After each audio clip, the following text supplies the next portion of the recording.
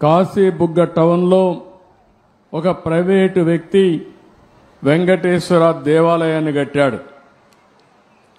అక్కడి నుంచి కార్తీక మాసం ఈరోజు చాలామంది అక్కడ దర్శనానికి వెళ్ళిపోయారు.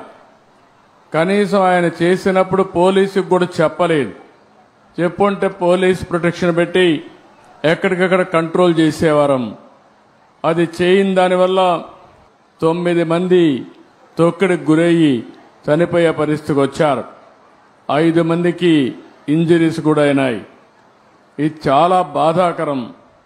నేను ప్రతి ఒక్క ప్రాణాన్ని కాపాడుకోవాలని అనేక ప్రయత్నాలు చేస్తూ ఉంటే కొంతమంది ప్రైవేటు వ్యక్తులు ఇలాంటి కార్యక్రమాలు చేయడం చాలా బాధాకరం.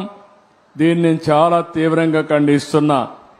రాష్ట్రంలో అందరికి కూడా విజ్ఞప్తి చేస్తున్నా, మన ప్రాణం చాలా ముఖ్యం. ప్రాణాలు కాపాడుకోవాలంటే మనం కూడా ఒక బాధ్యతగా ఉంటే తప్ప ఓసారి వెళ్ళిపోవడం, ఎక్కువ మనుషులందరూ సమీకరణ కావడం, అక్కడ స్టాంపేడ్ జరగడం, ఇలాంటి దుర్ఘటనలు జరిగేదానికి దోహదం చేసే పరిస్థితి వస్తూ ఉంది. ఏదేమైనా మనం గుర్తుపెట్టుకోవాల్సింది, అమాయకులు చనిపోయారు. నేను చాలా బాధపడుతున్నా.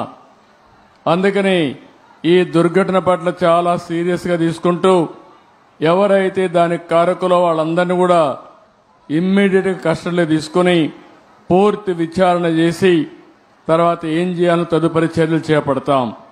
ఇలాంటి సంఘటనలు ఈ రాష్ట్రంలో జరగడానికి వీలు లేదు. అందుకే ఒక పక్క దాన్ని చేస్తూనే అమాయకులు చనిపోయారు. 9 మంది ప్రాణాలు కోల్పోయారు. ఆ 9 మంది ప్రాణాలు కోల్పోయిందని నేను చాలా బాధపడుతున్నా. ఏ ఒక్క వ్యక్తి చనిపోకూడదనేది నా భావన.